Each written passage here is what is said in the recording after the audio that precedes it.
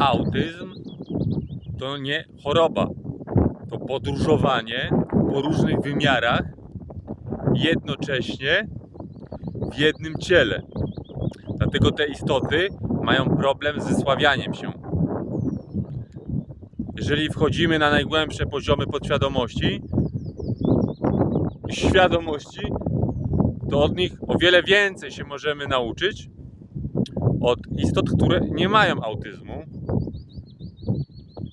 bo my musimy zanurkować poprzez głęboką medytację, hipnozę, DMT, grzyby, LSD, amanitę, ayahuaskę, a one to mają naturalnie.